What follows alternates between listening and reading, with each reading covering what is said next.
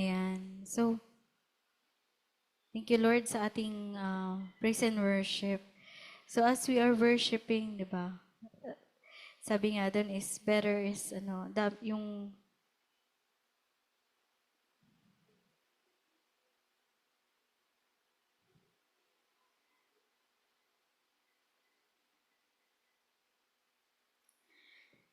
na-imagine ko nung 'di ba? Kung mababasa natin sa Bible, sa Revelation yun eh. 'Di ba? The the Lord is even now, even right now, that the Lord is always being worshipped na all the creatures, 'di ba? Yung creatures na binanggit doon sa Isaiah pa yun. Ezekiel, 'di ba? Yung mga creatures na yon, yung mga heavenly creatures that they are worshiping around the throne of God day and night. Di ko nga alam kung anong timeline nila, may timeline ba silang day and night, 'di ba? But all throughout, 'di ba? For all eternity, that everyone, yun, everyone, pati yung sinabi doon na heavenly creatures that they are circling na yung throne ni Lord na nagpupuri sila kay Lord na holy, holy is the Lord, di ba? Holy. And even if we think about it, di ba? When one day, we will be with the Lord Jesus, di ba? One day that we will be with the Lord in heaven, di ba? That for all eternity, we will also worship the Lord. Amen? Gusto niyo ba yun? Amen, di ba? Yun kasi yung pinaka natin, di ba? Pinaka-goal, di ba? In life, not to have fancy things, not to have yung mga kayamanan na yan, di ba? But our pinaka-ultimate goal in life is to be with God in heaven. Amen? Amen. So, as we are worshiping the Lord doon sa heaven, di ba? Napaka sarap sa puso na you're worshiping the Lord. Holy, holy is the Lord Almighty. Di ba? As you're worshiping your whole heart, your whole being, bilang nandun ka na sa heaven, napakagandang isipin, di ba? Nakasama mo rin yung mga mahal mo sa buhay, na parehas kayo mag-asawa, parehas kayong buong pamilya, na nagpupuri sa Lord. Titingin ka sa kaliwat sa kanan mo, kasama mo sila. 'Di ba? Kasama mo yung church, yung buong tayo, 'di ba? Na that we are being reminded na to always strive to focus our eyes on Jesus, to follow the Lord Jesus. Kasi at the end of it all, what matters most is that we all go to heaven. Amen? Amen. And mas masaya yun kapag kasama mo yung mahal mo sa buhay. 'Di ba? Mas masaya yun na hindi ka sa heaven kasi wala na daw sorrow, wala nang pain, 'di ba? Wala nang ganon. Na hindi na ikaw mag-worry na nasaan na kaya yung itong mahal ko sa buhay, nasaan na kaya siya, 'di ba? But your heart is very full, knowing na kasama mo sila, knowing na nandito rin sila nagpupuri sa Lord. Amen? And and what yung joy na kayang ibigay ni Lord sa heaven, 'di ba? Yung joy na gusto mo lahat kayo maka-experience yung punong-puno ng pagmamahal ni Lord, 'di ba na lahat kayo nagpupuri sa Lord, 'di ba? Parang all creations, nandun lahat ng tao, nandun lahat ng mga create ni Lord, nandun nagpupuri sa Lord, 'di ba? Ayaw mong may maiwan, 'di ba? Ayaw mong may hindi makasama. So we are being reminded also na to reach out, 'di ba? We are also accountable to our loved ones, 'di ba? Kung gusto natin makasama natin sila dito pa nga lang sa earth, 'di ba? Gusto mo lagi silang kasama, gusto mo sila yung mga kasama mo. Ito yung may bonding time kayo, lagi kayong may sineset na pupuntahan or may sineset kayo na sama-sama, gathering kayo, 'di ba? What more for eternity na gusto mo silang kasama? 'Di ba, what more for eternity na gusto mo parehas kayo nag-worship sa Lord. So we also kung nandun pa sila sa baby steps nila bilang mga Kristiyano, let us encourage them, 'di ba? Encourage mo sila kasi sa hulit-huli ito yung yung magka-count, may relationship ba tayo sa Lord? 'Di ba? Yun yung magka-count eh. Hindi pwedeng sabihin na Hindi pwedeng sabihin na, okay na yan, kasi nandun na representative naman si ganto ko, si ganyan ko. No, but we are all accountable to ourselves and also to our family. Amen? Amen. We must encourage them na 'di ba? Ano ba 'yung pinaka-goal natin? To be with Jesus in heaven one day, all together. Amen. So napakasarap na ah, sa puso noon, knowing that we are all together in heaven. Amen. Amen. So, balik muna tayo dito sa earth. Balik muna tayo. Thank you, Lord. Yan. So, before we go to our pag-usapan natin ngayon, let's pray. Lord, thank you, Lord Jesus. Thank you, Father. Thank you, Holy Spirit, Lord. Lord God, for speaking to each one, oh Lord God, Lord, that it is better, Lord God, to be in your presence for one day, even just one day, Lord God, versus, Lord God, spending anytime, anywhere here on earth, Lord God. Lord, we pray, Lord God, Lord, that we desire more of you, Lord God, that we desire, Lord God, your word, that we desire, Lord God, you, Lord God, for eternity, Lord.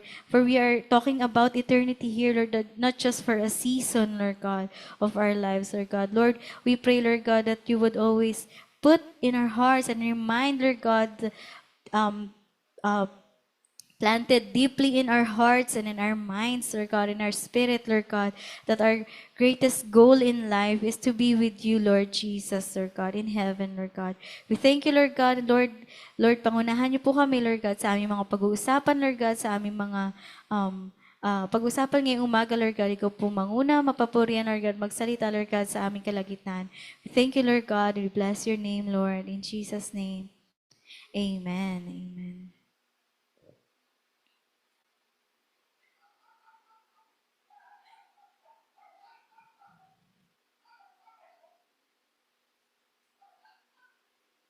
Amen. Ayan. So actually, this is a continuation of our topic. Parang last October pa yan. So this is a continuation of the title, Hold On to What's True. Ayan. So title, yan, hold on to what's true. Yan, so actually pinag-usapan natin dyan, sabi sa Matthew 24, sabi, be careful that you are not deceived. Ayan, so October 24 ata to or 26. Ayan, so we are reminded here na to be careful of what kung nasaan ka ngayon, di ba? Be careful of where you stand, be careful of what you do, be careful of, be aware, di ba? Be alert of what you are in right now. Ayan. So, nung una, yan, binanggit nung nakaraan na,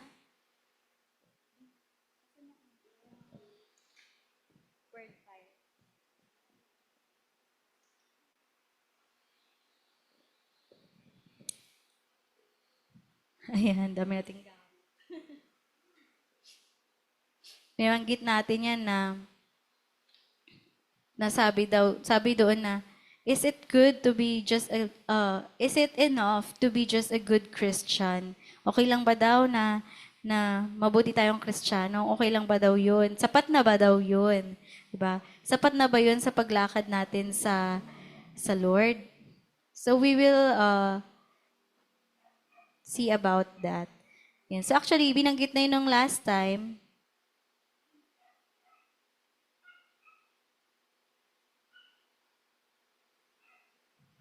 Na it is not enough just to be a good Christian yan. It's not enough yan. So, last time yan nung October yan. So it is not enough daw na we just are recognized to be Christians yan.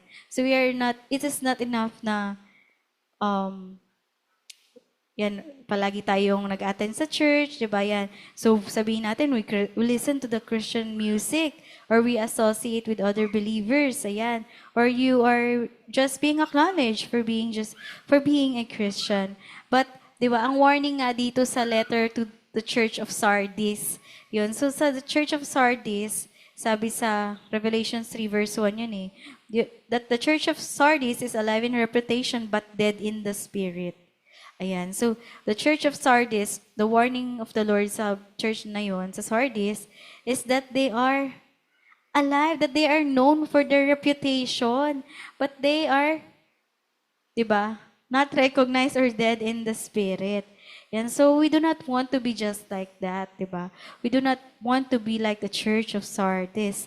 So, di ba, what is the calling, di ba, nung nakaraang natin, pinag-usapan, is for each Christians to wake up. Ba? Wake up, sleeper. Sabi, wake up, you sleeper. Diba? So, we have to be, di ba, since we are totally aware of whatever things that is happening all around the world sa mga Kristiyano.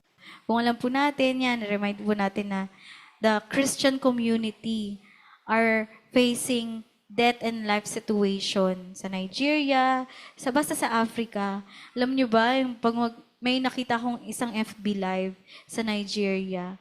Nag-FB live sila, tapos nag-worship sila sa Lord, tapos biglang may nagpapaputok sa labas ng barel, mga armado. Tapos hanggang sa pumasok na sa loob ng church, nagtago na yung mga tao. Tapos yung mga may hawak ng baril, saan nagpupunta sa mga nakatago, either babaril sila, either kukuha sila ng gamit, magnanakaw sila, either of those two lang, papatay nila, or papalagpasin nila, at magnanakaw lang sila. So, ganun yung kinakaharap ng mga Kristiyano sa ibang lugar ngayon, sa buong mundo. It is a present time, nangyayari yan ngayon. And grabe yung grace ni Lord, di ba, sa bansa natin. Amen? That we are free para pag-usapan natin si Lord. We are free to talk about the word of the Lord ngayon, di ba? Na pwede tayong malayang nakaupo, di ba? Pag-usapan natin si Lord, malaya tayong makinig. Pero sa ibang lugar, kailangan pa nila magtago sa caves, sa China, di ba? Sa caves, even sa Asia, di ba? Sa Vietnam, di ba? May ganun din. So, there are, even, di ba, sa Vietnam nga. So, there are those governments na pinagbabawalan yung mga pag-share ng ibang mga belief or religion sa kanila. But we are not sharing the religion, di ba? We are sharing the relationship na pwedeng matagpuan kay Lord. Yung kalayaan, yung kaligtasan, di ba? Na makikita natin, makuha natin sa Lord, na mararanasan natin na pwede pala tayong mabuhay ng gano'n, na malaya sa Lord, di ba? Malaya in a sense that we are obeying and following the word of the Lord. Hindi malaya na kahit ano na lang gawin mo. Malaya in a sense that you know the word of God and you follow the word of God. Amen? So, what a great blessing to know that we are free. We are free here in the Philippines. But, kung nalalaman nyo din yung mga advancements sa technology ngayon, di ba? Sabi sa Bible, di ba? Sa Revelation, ano yung sabi sa Bible? That there will come a time na everyone will be asked to receive the mark of the beast. Diba? Nandun yun sa Revelation. And ano ba yung mga conditioning na nangyayari ngayon? Diba? Sa ibang bansa, matagal na nagsimula eh. That they are voluntarily, nagpapalagay sila ng, microchip sa kanang kamay. Or even sa forehead nila. Alam ba natin yon? Sa forehead nila or sa kanang kamay. And specifically, nakalagay yun sa Bible that they will receive the mark of the beast in their right hand or in their foreheads. Paano natin sasabihin it's a coincidence? If we are aware of what's happening right now sa buhay ng mga Kristiyano, diba? Sabihin natin, hindi lang tayo masyadong updated dito sa Pilipinas kasi hindi natin nararamdaman yung yung masyadong strictness pagdating sa pag-gathering. Pero sa ibang bansa, ramdam na ramdam nila yun. Ramdam nila yun. Na bawal silang magtipon-tipon. Para sa pangalan ni Jesus, bawal yun. And the conditioning that is happening on the West, sa Amerika, sa Europe, na hindi sila pwedeng, may mga companies doon na hindi sila pwedeng makapasok unless magpalagay sila ng chip, microchip. May mga ganun na. Matagal na nga yun eh. So, required talaga sila.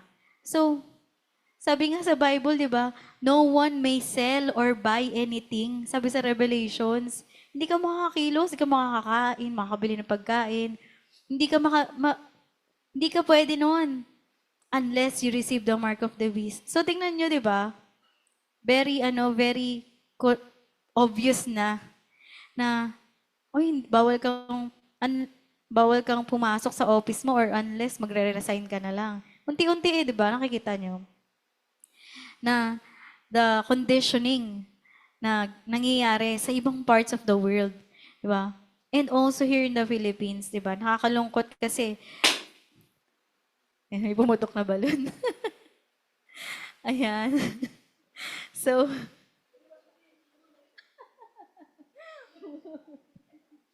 ayan. So, di ba nakakalungkot din dito sa Pilipinas, di ba? Pasabog talaga yun. Pasabog talaga eh, no? Yan. So, nakakalungkot din dito sa Pilipinas na some are being influenced greatly by the West na yung mindset ng, alam niyo yon yung confusion ng, may pinapasa kasing may gustong ipasang bill, di ba? Alam niyo yon na about gender-related issues or law or mga batas. Yan. So, ano yung unti-unti, di ba, na umaakyat or unti-unting gumagapang sa loob ng Pilipinas, di ba? But, di ba, thankfully, wala pang nang-approve na ganon, yung SOGI bill. Kasi, if the Philippines will allow that, di ba? Hindi kasi yun naka-align sa law ni Lord, sa Bible, sa word ni Lord. We cannot bend the word of the Lord. Yung mga tao, they make law, they make rules, but they must also be, maging basis nila yung salita ni Lord. Hindi eh. Yung iba kasi hindi eh. Lalo na sa ibang bansa, di ba? That they are allowing those things in their countries. So that is far away from the holiness and righteousness ni Lord. Amen? So tayo bilang mga believers, alam ba natin yon? Gising ba tayo? Amen? Ano bang reaction natin pag narinig natin yung mga bagay na yun? Yung mga Kristiyano, pinapasok sa church nila, may mga armado. It's either buhay sila or hindi. Either ba, makakabalik pa sila sa susunod. Ganon. Alam ba natin yung mga ganon? Aware ba tayo? May pakialam ba tayo? Amen. Paano tayo pwedeng magkaroon ng pakialam doon? By prayer. Diba? Sabi nga, it is not much that the Lord asked from us. It's not much, kagaya ng sinabi ni Pastora Ana, di ba kanina ng worship natin, it's not much na hinihingi sa'yo ni Lord. Gusto ba ni Lord sa'yo na maging pinaka-presidente ka ng Pilipinas bago ka kumilos? Or maging presidente ka ng asosasyon bago ka mag-pray para sa iba? It's not much, but the Lord is asking you, what is your position right now or what is your status right now? Ano mang kalagayan mo ngayon? You can pray, di ba? You can pray for whatever is happening. We have to be aware. We have to be alert. And we have to be magkaroon tayo ng pakialam. Maging part tayo ng community, ng Christian community. Diba? Because we are part of that one body. Amen? Kasi if one body, diba, isang tao, yan, one body siya. Sumakit yung niya, yung ngipin niya. Alam ba yun ng buong katawan niya? Iniinda ba yun ng buong pagkatao niya? Yes, diba? Sumakit lang yung ngipin mo, tas isa pa, may pigsa ka. Diba? Hirap na hirap yung buong pagkatao mo sa pag-upo, sa diba? Kung anong isang part of the body has pain, experiences pain, diba whole part of the whole of your being or buong katawan mo nakakaramdam nun? Amen? May pakialam yung buong katawan mo nun. Pag sumasakit yung ngipin mo, so you will decide. You will walk to the doctor. You will use your feet. You will use your brain To function, kailangan ko na ipabunot pala to sa susunod pag di na masakit. Di ba? You will use your brain, you will use your feet and hands, di ba?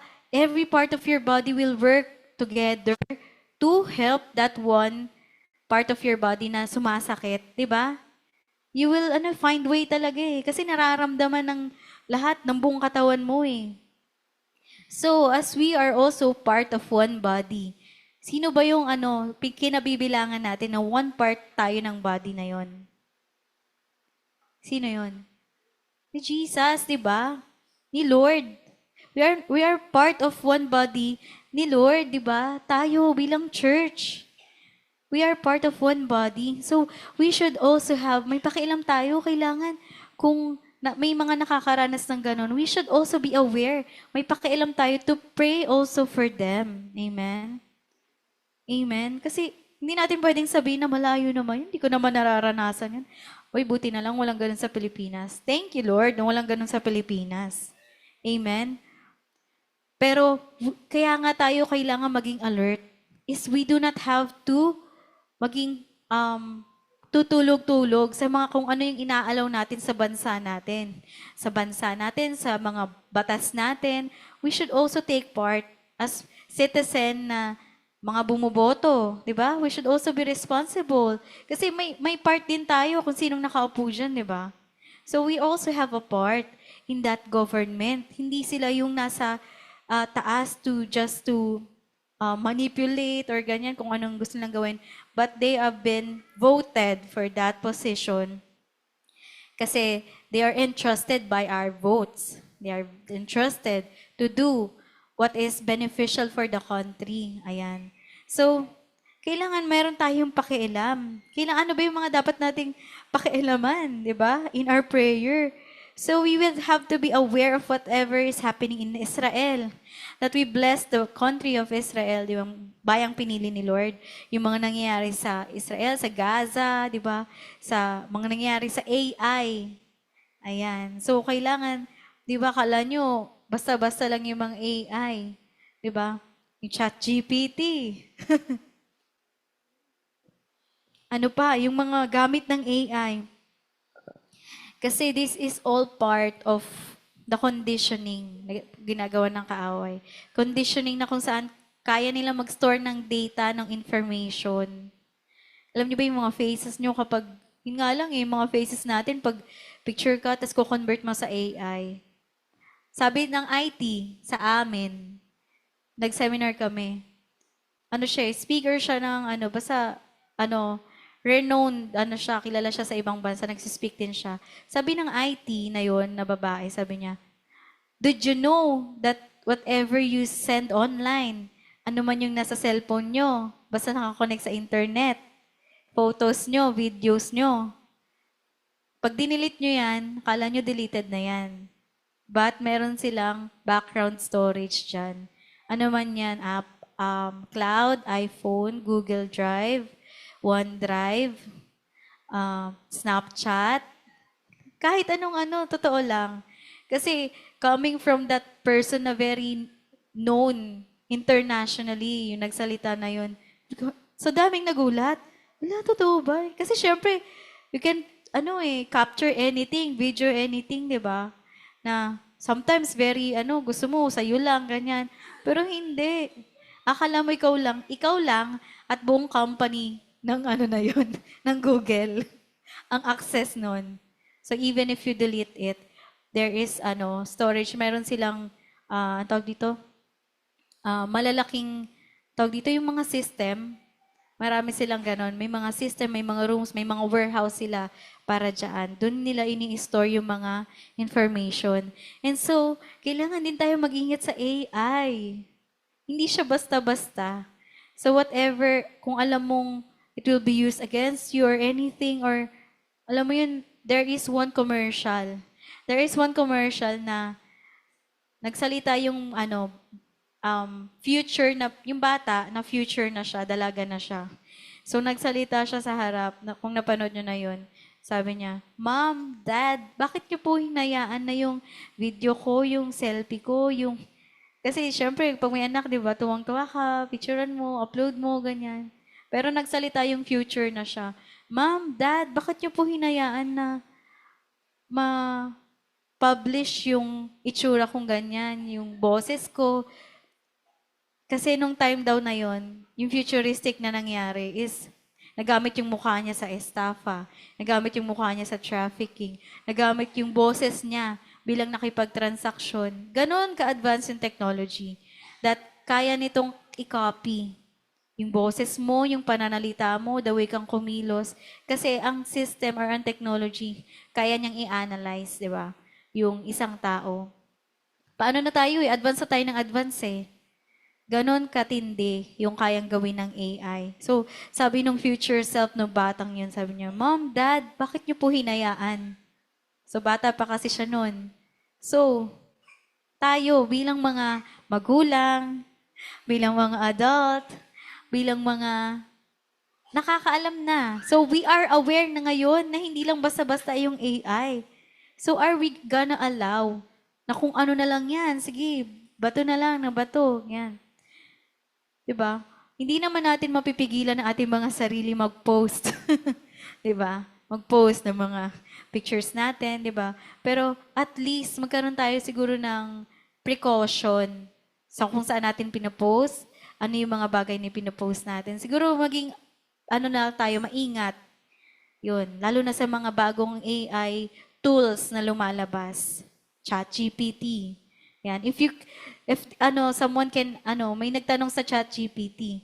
ChatGPT, ano sa tingin mo yung gagawin ng devil para daw pabagsakin yung mga Kristiyano or yung para i-stop yung yung gustong gawin ni Lord. Sumagot si ChatGPT, in English yun tanungan nila. Sabi ni ChatGPT, hindi ako masyadong mag-e-effort. Yung ako yung magsisira, ganyan-ganyan. Hindi. Ang gagawin ko, pag-aawayin-awayin ko na lang ang mga naniniwala sa Lord, naniniwala kay Jesus. Tapos, para sa puso nila, mag-arise yung inggit, yung galit, yung comparison, mag-arise yung mga gantong bagay para sila yung mag-aaway. Di ba funny, pero true? Totoong nangyayari. Di ba? And sino pa yung ginagamit? Kapwa mo pa. So we must be aware. We must be alert. We must be careful. Ano yung nilalakaran na natin? Ano na yung nasa loob ng heart natin? Diba? Because anything, itong mga AI na to, it can influence you emotionally, spiritually, physically. It can influence people. And it can be used either for good or bad. Diba? So we just have to be careful and let us be alert. Ayan. So we have to examine ourselves if we are in the faith. Sabi sa 2 Corinthians 13:5. Examine yourselves to see if you're in the faith. Check nyo daw kung, nandito pa ba ako sa will ni Lord? Itong mga ginagawa ko ngayon, mga sinasabi ko, mga desisyon ko sa buhay. Examine yourselves to see if you're in the faith. Examine yourselves kung hindi lang, diba, we are talking about yourself. And also, remind mo rin yung kapatid mo, yung anak mo, yung asawa mo, diba? Let us be accountable with them. Kasi gusto mo nga silang kasama sa heaven, diba? Gusto ko kasama kita sa heaven, diba? Gusto ko, yan. Let us, tingnan natin, examine natin yung mga sarili natin kung nandun pa ba tayo sa will ni Lord. Sumusunod pa ba tayo sa will ni Lord? Nagagalak ba si Lord sa atin? Diba? Sabi sa 1 Corinthians 15:33, binalikan lang natin, bad company corrupts good morals. Sa 1 Corinthians 15:33, bad company corrupts good morals. Yun yung nakaraan niya na. So, we are just talking about na sino ba yung mga impluensya? Sino ba yung impluensya ng mga anak natin? Sino ba yung mga nakapaligid sa kanila? Or even tayo? Sino ba yung mga nakapaligid sa atin? Diba? Are they bringing good or are they bringing nababanggit din ba nila si Lord? Nababanggit mo ba si Lord sa kanila? So, whatever company we are in or samahan na meron tayo, kung nasan tayo ngayon, let us always strive. Na pag sinabing strive na, talagang pagpursigihan mo na, ipasok mo palagi si Lord. Pasok mo palagi kung gaano kabuti si Lord. Faithful si Lord, di ba? Pasok mo palagi sa inyong mag-asawa, sa inyong mga anak, sa family mo, sa friends mo, di ba? Because we do not want to be called yung bad company. Kasi once na may sa isang samahan na yung isa puro siya negative thinking or puro siya comparison, ano ba naman 'yan? Si ano naman lagi naman ganito. Sus, ganyan, 'di ba? Everyday yung naririnig mo. And di mo namamalayan, yun din yung sinishapen ng tenga mo, ng puso mo, ng isip mo, di ba? So, it is not good to be with people who always see the bad things. But be with people or yung company na kung saan nakikita yung kabutihan ni Lord. Nakikita yung pagkilos ni Lord, di ba, sa buhay natin. So, yun. Amen? Yan. So, if we define love outside of God, it is the world's love. Yan. So, napunta tayo sa love, di ba? Kasi, we are talking about on what is true. Ano ba yung dapat nating paniwalaan? Ano ba yung dapat nating pakinggan or sundin? If we define love daw outside of God, it is the world's love. Ano ba yung ginawa ni Eve nung naghahanap siya, di ba? What did Eve do? She finds yung out of curiosity niya, di ba? 'Di ba? Nag-i-influence sa kanya yung ahas, yung serpent doon sa tree, di ba? Na, ito, Eve, kainin mo to, Eva, kainin mo to. Kapag kinain mo tong prutas na to, malalaman mo yung, yung knowledge. Di ba? Kakaroon ka ng knowledge of good and evil. So, si Eve, she did that. Nagpa-influensya siya. And she find love out of God's command. Ang sabi ba ni Lord, di ba? Ang sabi ni Lord doon, nung umpisa pa lang. Isip ko nga kung umpisa pa lang, hindi na nagkamali si Adam and Eve. Dito kaya tayo. Di ba? Nandito kaya tayo. Yan. So, meron kayang, may mga ganyan. May pamilya ba tayo nakikita? Ganyan. So, si Eve, hinanap niya yung love na yun sa outside ng command ni Lord. Ang pinaka-command ni Lord nung time na yun sa Garden of Eden, di ba kompleto eh. May mga puno, maraming mga, grabe siguro yung ano kayong mga klaseng prutas yung meron doon? Ano kayang klaseng environment yung forest na yon? Kasi yung mga hayop daw nun, hindi sila nananakit eh. Basta maayos silang namumuhay. Pinangalanan nga ni Adam isa-isa eh, di ba? Kaya ginawang in charge ang tao sa lahat ng bagay na create ni Lord. Pero after nun, sabi ang pinaka-command, wag mong kainin yung prutas doon sa puno na yun.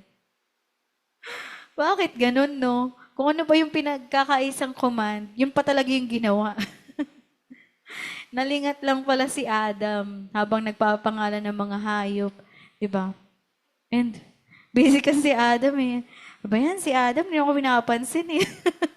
Hindi ako pinapansin, dito na nga lang ako. Ano kaya to, di ba? Out of curiosity, di ba? Yung hindi niya pakikinig, ginawa niya yon. Kinain niya yung fruit of that tree of knowledge na wag daw gagawin, sabi ni Lord. So, if people find love outside of God's command, di ba? Minsan kasi ang mundo, meron na siyang ibang definition ng love. Meron na, di ba? May mga sinasabi, totoo, sinasabi nila, the Lord is good, the Lord is gracious, mapagpatawad si Lord. Okay lang yan kasi mahal naman ako ni Lord eh. Di ba? Pero mali na yung ginagawa niya. Okay lang yan, papatawarin naman ako ni Lord eh. Pero mali na nga yung ginagawa niya. Sobrang makasalanan na yun sa Lord, di ba? If may narinig ako ng nakaraan that sabi,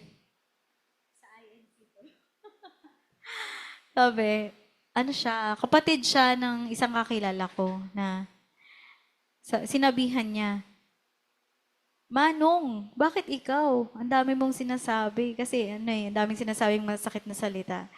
So, Manong, bakit ikaw? Ang dami mong, grabe ka naman magsalita. Kakagaling mo lang magsimba ha. Ay, sabi, oo nga. Kakagaling ko nga lang dun eh. Nakapagbawas na nga ako eh, kaya okay na. Sumakit yung bangs ko kahit wala akong bangs. So, di ba, ganon ka-twisted yung, yung belief ng ibang tao na okay lang na makapunta ka dun sa makapagsimba ka, mabawasan yung kasalanan mo, tapos pwede ka na ulit. Ano ka na? Nakasubscribe ka na ulit. Di ba? Pwede ka na ulit magkasala, kahit ano namang sabihin mo or gawin mo. Kasi, mapag-sorry ka na kay Lord nung nakaraang linggo. But no, hindi yung ganun yung hinihingi sa atin ni Lord. Of, paano ba tayo sumunod sa love or yung command ni Lord, di ba? Although the people call it in this world yung kindness, acceptance. Yan. Very yung word na ngayon acceptance, endorsement, or embrace. Embrace na natin yan kasi yan yung bago Huwag na tayo dun sa luma. Diba? Let us embrace the new. Out with the old, embrace the new. In with the new. Diba? So sabi nga nung iba, if we love, ano ba yung love na tinuturo sa atin ni Lord? Ganto ba yon? Sagot kayo ng yes or no. Ito ang sasabihin. Kahit anong gawin mo, tatanggapin kita. Tama ba yun? Pleasing ba yun kay Lord? Yes or no? No. Kahit anong gawin mo, okay lang yan, tatanggapin kita, tatanggapin ka naman din ni Lord. No, di ba? It is not that kind of love yung meron si Lord. It's not, it's not parang sugar coating palagi. So, ang totoong pagmamahal ng ng pagmamahal na galing kay Lord is, we will be kind to that person, but we will not compromise to them, or we will not agree sa mga bagay na alam mong hindi naman tama. Amen? So that is one of the things na we can be guided. Ayan. So God commands us. Ano ba yung kino-command sa atin ni Lord? To forgive. Diba? Ano ba yung fruits of the Spirit? Diba? Forgive. Self-control. Diba? Isa yun.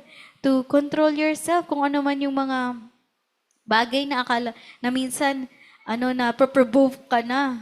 Diba? Minsan, inis ka na sa taong to. Gusto mo na siyang gantihan ng masasakit na kasalita. Lord, sumasobra na to Yun. But then, diba, ganun yung breaking na as you are walking along with the Lord.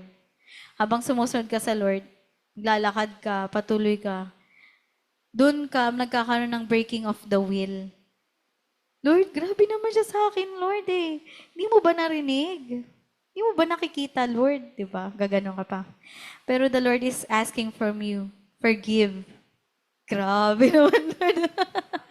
Aray ko, grabe. Diba? Forgive. Self-control. Ano yung self-control? You have to control your heart. You have to control your mouth, your ears. Kaya, ano ba yung mga self-control measures? Ano yung mga measures na yun? Kailangan pupigil sa'yo, pigilan mo ako. Self-control measures, no? Isa yun sa mga self-control measures. Pero isa din yung, syempre, yung hingi tayo ng kay Lord, ng strength. Pray ka sa Lord, hingi ka ng strength, diba? Ng protection niya, ng preservation niya. And also, sa part mo naman, umalis ka sa lugar na yun, na kung saan na parang sinasaktan ka or nasasaktan ka. Umalis ka doon. Not totally i-block mo sila or sa buhay mo, di ba? But you are just guarding yourself. Maging responsible ka din sa mga yung maririnig mo. Alam mo yun? Kung alam mong di ka buti-buti yung lugar na to, ay yung lugar na yun, kung nasaan ka ngayon, distansyahan mo yung sarili mo. Protect also yourself. Di ba? Protect your peace. Di ba? And, yung peace na yun, perfect peace na yun, makikita natin sa Lord Ask the Lord, ano nga dapat gawin talaga? Ayan. Amen? Amen. God commands us, diba, to love others, but also, He wants to protect us because He loves us. The Lord loves each and every one of us. So even though that we are called to love others, also the Lord loved us. Diba? Mahal tayo ni Lord, kanya-kanya, isa-isa. And the Lord wants to protect you from that pain. And how do you love someone? yung ibang tao na yun. You have to love someone so much that you tell them that you do not condemn them. Hindi mo sila kinokondemn. Hindi mo sila sinusumpa. Okay, hindi kita isusumpa. Pero ipagpe-pray kita sa Lord. Ano man yung nasa puso mo, nasa isip mo, ikaw yun. Pero ako, hindi yun yung itatanim ko sa puso ko. I've learned that. I've learned that siguro for some time na ayoko magalit kasi hindi ako yun eh. Hindi ako yun. Bakit ko, kahit sa magkakaibigan, di ba? Ba't kailangan mong magtanim ng sama na loob? Ba't kailangan mong magtanim ng galit sa puso mo? Hindi ikaw yun. That you are not called by God to be that person. So you have also to be aware. Kaya nga maging alam natin dapat yung totoo. You have to be aware of anong pinapasok mo sa sarili mo, sa isip mo, ano yung mga assuming ka masyado. Dalulu. Di, pag nag-assume tayo kasi minsan, di ba, parang, ba yan? Diba? Parang minsan, go-overthink tayo, tapos hindi naman pala ganun yung, sinabi or nangyari yan. So, we have to be aware or alert sa ano man yung iniisip natin, niluluto natin sa puso natin. And also, you have to love someone na hindi mo sila kinokondemn, but you're reaching out to them with love. Pero kung hindi na talaga kaya, you have to distance also yourself. You have to protect yourself, your peace. Hanapin mo ulit yung peace mo. Diba, kay Lord? Yan. So, people, ayan. If you love people, di ba, like you love your son, your daughter, your husband, your wife, your friends, di ba, kung love mo sila, sasabihin mo sa kanila to eh. Sa Romans 6:23, the wages of sin is death, but the gift of God is eternal life. Diba? Pag nagkamali sila or nagkamali sila sa buhay, mga desisyon, nagkasala sila sa Lord, will you just accept? Parang may na-skip na part. Diba? Parang may na-skip na part. Ibig sabihin, if that person has sinned, diba, you have to remind them na hingi mo ng tawad sa Lord yan. Tapos, lumapit ka ulit sa Lord, di ba? Tayo, nung tumanggap tayo sa Lord, di ba? We first, kinonfess natin yung mga kasalanan natin. And tinanggap natin si Lord Jesus sa buhay natin, di ba? Lagi mo nang exchange. May exchange mo na kay Lord. Bigyan mo muna, ilay down mo muna yung mga kasalanan na yan. Because the wages of sin is death. Death. Yung death na yan, habang buhay na, pagkawalay kay Lord. So, if we love others, we have to tell them these things truthfully. Tell them the word of the Lord truthfully na walang bahid ng pagkukunwari. Ayan. Check nyo rin sa YouTube. Siguro follow nyo. Ito. Yes. Siyempre, check nyo, follow nyo yung CLZIM YouTube page. Click, like, and subscribe. Nandun po mapapanood yung mga preachings natin, yung mga devotions, yung worship services. Also, ito may re-recommend din ako, Living Waters. Kung gusto nyong bisitahin din, yung Living Waters sa YouTube. Kasi sabi ko, paano ba mag-share, Lord? Paano ba? Kasi, parang Kasi, sabi kasi, i-share yung salita ni Lord eh. Pero, sobrang simple lang niya. Mag-share. Parang sa sobrang basic, i-connect niya sa salita ni Lord. Ganun lang pala ka-simple mag-share, share yung salita ni Lord. Yan. So, check nyo yung Living Waters. Ngayon, nag-share na rin siya sa Turning Point USA. In-invite siya after ni Charlie Kirk. Yan. So, in-invite siya, Living Waters. So, some people, di ba? Some people are nice, but they do not allow the power of God's word. So, may mga kilala din akong ganito. Mabait naman sila, oo. They are nice, but they do not apply the word of the Lord. Yan. So, ang pagiging mabait ba natin na mga Kristiyano, It is because, kasi Kristiyano ka. Diba hindi? Being kind or being a kind Christian or bilang isang tao, is just a result ng pagsunod mo kay Lord. Kasi alam mo kung sino si Lord eh. Alam mo yung character niya, alam mo yung love niya, yung meaning mo, yung worth mo sa Kanya, yung pagpapatawad na ginawa niya sa'yo. That is why, kaya tayo nagbago, yung mga character natin, di ba yung mga binago sa atin ni Lord. That is why we are kind to other people, even to ourselves, di ba? Kasi it's just a result of our obedience to the Lord. Amen? And it is not to boast. Gamitin mo para i-boast mo. Kasi ganyan eh. Pero sa totoo lang, sa world, pag sinabi mong Christian, sasabihin ng ibang tao, ay, mabait yun. Di ba? May ganong reputation. Yung ngayon sasabi sa reputation ng Sardis eh. Ang hirap maging no? May pinangangalagaan kang reputasyon. Bawal ka magkamali. Titingnan kita. Pero totoo yun, di ba?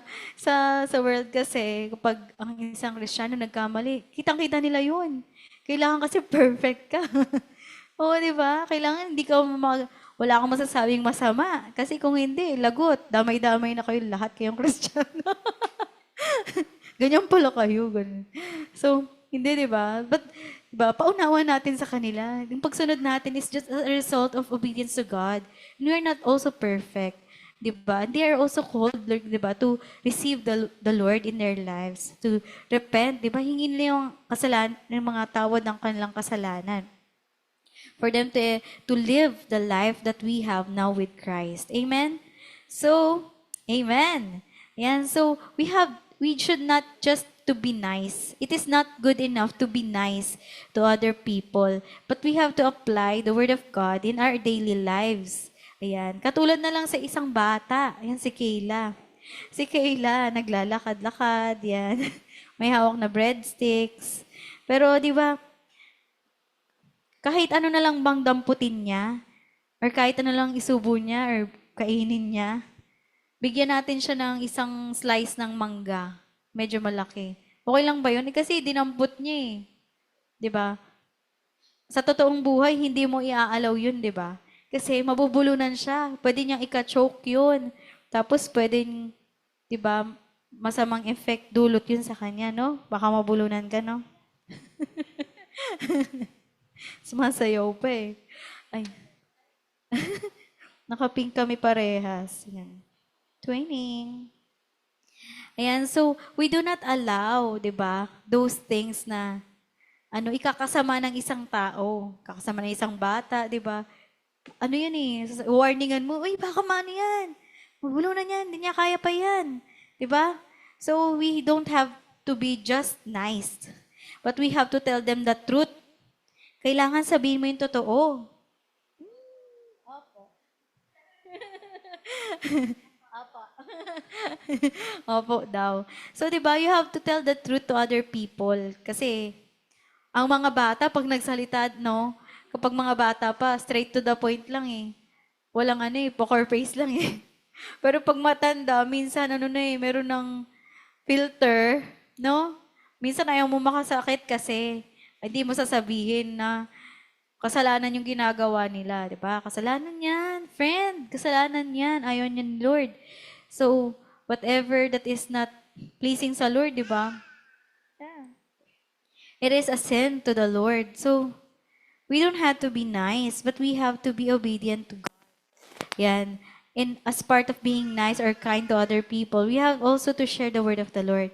Sabi po dito sa Galatians 5:9. You run well, sabi doon. Who hindered you from obeying the truth? Sabi dito, you run well. Okay ka naman tumakbo nung una. Sinong nagpigil sa'yo para sundin ang totoo? Galatians 5:9. It is about yung leaven, di ba? Yung pinag-usapan natin last time. Leaven or yung pangpalsa. Sabi dito sa Galatians 5:9, that sino ba yung nagpahinto sa'yo para sundin mo si Lord? Di ba? Sino ba yung ginawa mong reference mo sa life? Sabi dyan, a little leaven leaveneth the whole lump. Di ba? Kaya nga pag may mga kamalian daw putulin mo na yon, alisin mo na yan sa sarili mo. Even yan, calling yan sa church. Na kapag merong sin or pagkakamali, 'di ba? Kaya laging dapat pinag-uusapan, 'di ba? Kailangan inaalis na, pinuputol na kasi ano daw yun, kumakalat. Kumakalat yun. So, you have to preserve that whole lump. Diba? Yun. So, yung tanong ni Paul yun eh. Run well, who hindered you from obeying the truth? If you're a Christian and you have influence, you do not allow na yung influence mo, gamitin mo lang bilang bilang influencer. But you also use your platform to glorify God. You should not refrain from showing compassion, but you still should tell them the truth clearly. People are just waiting to hear the truth and tell them that what they are doing is wrong. So, napanood ko to sa isang, podcast ni Pastor John Bevere. Pastor siya, di ba? Pastor John Bevere. Kausap niya yung anak, Conversations with John Bevere. Yan. Kausap niya si anak niya, si Arden. Sabi niya, si Arden, nakikinig siya sa conference na nagsalita yung tatay niya.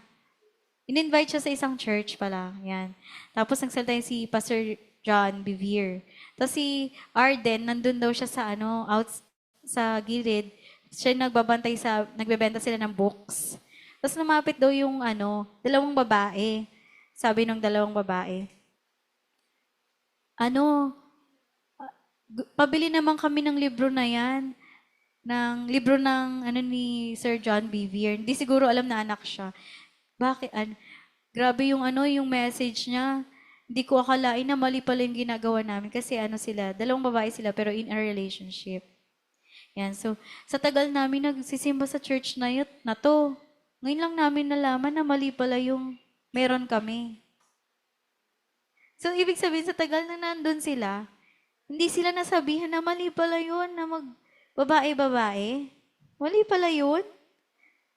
Sa tagal ng panahon, kasi in-invite lang si Pastor John Bevere dun eh. And kinausap nga siya ng pastor doon na, hindi mo sasabihin yan sa public. Sabihin mo, pwede mong kausapin sila Pero huwag mo sasabihin in public yung mga ganong bagay. Pero grabing effect nun doon sa dalawang taong yun, no? Right then and there, they decided na to break up. Kasi gusto nilang sumunod sa Lord eh. Gusto nilang, di ba, sobrang hirap sa kanila doon on that day. Pero yung pagtawag sa kanila ni Lord, gusto nilang sundin si Lord. Kaya gusto nilang bumili ng libro para malaman paano ba yung totoo. Kaya sabi nga, hold on to what's true, di ba? Kaya ibig sabihin, if you do not tell them, they will not know the truth. Kung hindi mo sasabihin yung totoo, hindi nila malalaman. Mali pala yun. Diba? Buti na-invite pala siya dun. Diba? Si Pastor John. Kahit na sinabihan siyang huwag sabihin mga gantong bagay. Pero, ito salita to ni Lord eh. So you should use your platform or wherever you are right now. Sa trabaho, sa mga pamilya mo, sa kung saan man, di ba? So you should not refrain yourself to show compassion, but also show the truth clearly. So people are just waiting to hear the truth and tell them kung tama ba to o mali ba to sa mata ni Lord. So we want to call people free. Sabi po sa we want to people to repent. Sabi po sa Ephesians 5, verses 5 to 11. Nandiyan po ba yan? Sa tingin ko, ikakat din natin ang... may continuation pa to. Sabi siya sa 5 to 11. Lalim dyan, no? Dito na lang ako. Ay, sige. Neither filthiness, nor foolish talking, nor jesting, which are not convenient, but rather giving of thanks.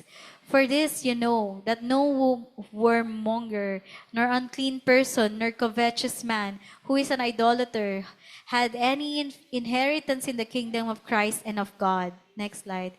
Let no man deceive you with vain words, for because of these things come the wrath of God upon the children of disobedience. Be not ye therefore partakers with them, for you were sometimes darkness, but now you are light in the Lord. Walk as children of light. Amen? Meron pa ba? For the fruit of the Spirit is in all goodness and righteousness and truth, proving what is acceptable unto the Lord, and have no fellowship with unfruitful works of darkness, but rather reprove them. Amen. So sabi nga dun sa una-una, sa 4, sa 5, sabi di ba? Sa 4, balik nga tayo dun sa Yan sabi dun, For this you know, nor unclean person, no covetous man, or idolater has any inheritance in the kingdom of Christ and of God. Wala silang part sa kingdom ni Lord. So paano sila mapupunta sa heaven? Diba?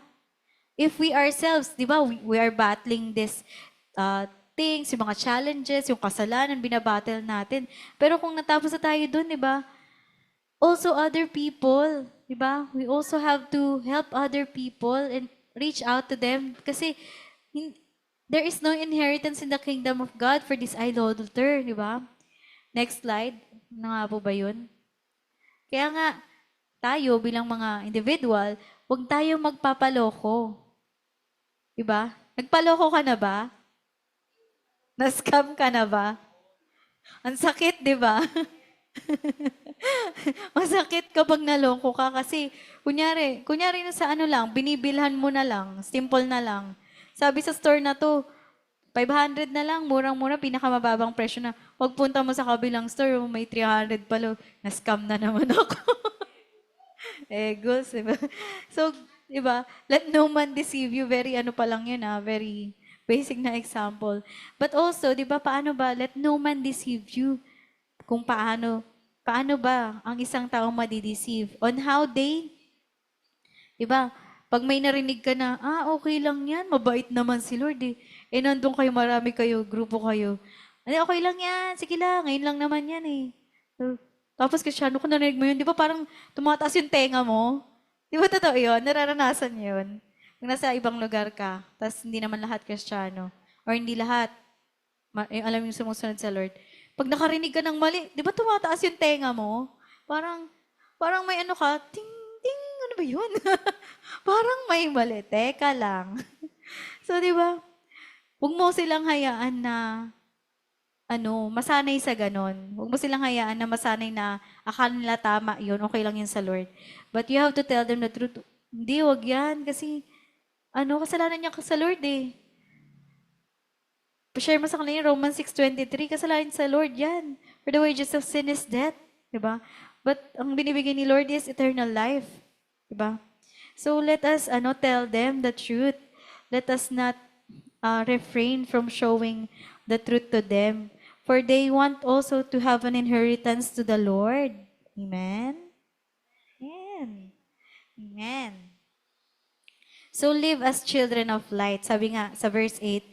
Kasi nga, sa verse 7 at sa verse 6. Let no one deceive you for because of such thing, God's wrath comes on those who are disobedient. Yung hindi marunong sumunod sa Lord. Sabi pa sa 7, huwag ka daw magkapag-partner sa kanila. Kung alam mo yung impluensya na to, ganyan, do not be partners with them. Huwag kayong laging pwede mo silang abutin, but you have to also protect yourself, di ba? You do not partners with them if they practice things na hindi ka aya-aya sa Lord. Sabi nga, minsan dati, nasa darkness na kayo, but now you are light in the world. Sino yung light in the world na dito? Amen. So we are light in the world. So we should declare, yakapin natin that we are light in the world na nilalagay ka ni Lord na ilaw, saan ka magpunta? Ayan, sa school, yan sa hospital, sa office, di ba? Sa Bible school, sa trabaho mo, sa mga bata, estudyante mo, di ba? Sa mga kaibigan mo, di ba? You are called the light in the world. So, tapos ka na dun sa darkness era mo. So, the Lord is calling you to shine. Sabi nga, for the fruit of the light consists in goodness, in all goodness, righteousness, and truth. Find out what pleases the Lord. Have nothing to do with fruitless deeds of darkness, but rather expose them. Sabi, awake, O sleeper, rise up from the dead, and Christ will give you light. Amen. Amen. Yan. So, I think dito muna tayo magtatapos yan. So, di ba, as we are being called to know what's true, to hold on kung ano yung totoo, to hold on to be, paano ba tayo maging alert, awake, di ba? Alive, alert, awake, enthusiastic. Sabi yun. Mga ano yan, di ba? Exercise ng mga pampagising ng mga bata, di ba? Yan. So, we have to be alert. We have to be awake. So, kung ano man yung mga standards na nangyayari ngayon sa mundo, hindi lahat yun ina-accept natin, di ba?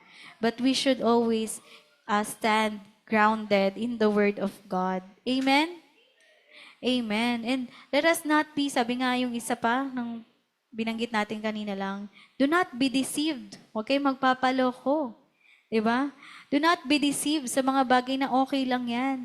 Do not be deceived even in your emotion. Na minsan may namumuo na dyan na sama ng loob, namumuo na dyan na parang, kasi naman di ba? Even in yourself, in your heart, you should also be alert. You should also be alert in what's happening in your heart and in your mind. Ano yung mga dinedwell natin dyan. So let us not be deceived. Let us always be alert. Focus our eyes on God for us to hold on to what is true. Amen? Amen. Thank you, Lord. Yan. Yes, Lord. Yan. So let's all pray. Yes, Lord God. Lord, we thank you, Lord Jesus, Lord, sa mga salita mo, Lord God. Ngayong umaga, Lord God, na patuloy ka po, Lord God, sa aming patuloy ka po, Lord God, na nakikita, Lord God, ang bawat isa sa amin, Lord God. Lord, we know, Lord God, that your word, Lord God, is alive, Lord God, that is working, that is always in our lives, Lord God. And I pray, Lord God, Jesus, Lord God, na we apply, Lord God, yung salita mo, Lord God, sa pang-araw-araw naming buhay, Lord God. Lord, ano man yung routine namin, Lord, sa trabaho, sa bahay, sa aming pamilya, Lord God, sa aming mga kaibigan, Lord, sa aming pamilya, Lord. Lord, we pray, Lord God, itong mga routine na to, Lord God, na maging gamitin mo, Lord God, to be a platform to share your word, to share the truth, Lord God, to freely and clearly share your word. Hallelujah, Lord God. Lord, we pray, Lord Jesus, Lord God, sa bawat isa dito, Lord God. Lord, sa amin, Lord God, nandito sa face-to-face, sa online, sa Zoom, Lord God, sa mga kapanood dito sa YouTube, oh Lord God. We pray, Lord God, for their hearts and minds, Lord God. Ang bawat puso namin, Lord God, ang bawat aming mga isipan, oh Lord God, Lord, to focus, ano ba yung greatest goal that we want in life? What is our greatest goal? What is our eternal goal na gusto namin, Lord God, is to be with you, Lord Jesus, Lord. And that, Lord God, that you are asking not much of us, but you are asking of what are you in right now, and that you want to use us, Lord God. What have you in your hands right now? Anong meron ka ngayon? Anong sitwasyon mo ngayon? Because God wants to use you in that area. God wants to use you in that platform. God wants to use you in that area of your life na kung saan akala mo puro struggle na lang, but God wants to use you as a testimony of faith. Amen. That God is the ultimate one who is in control of every situation. That God wants to use you as a light to other people, a light and a salt and a light to all the people or all the nations that you will encounter. Hallelujah, Lord God. Lord, we pray, Lord God, na patuloy ka po, Lord God, na kumilos, Lord God, sa iyong mga anak, Lord God, dito sa CIM, Lord God, Philippines, sa Taguig, sa Bayawan, or sa Las Bañas, oh Lord God, even sa Vietnam, oh Lord God. Lord, we thank you, Lord Jesus, Lord God, Lord, sa pagkilos mo, Lord God, sa pangusap mo sa bawat isa sa amin, Lord. Ikaw pong mataas, Lord God, paparangalan sa lahat ng oras, oh Lord God. We bless your name. We thank you, Lord God. In Jesus' name, amen. Good Lord.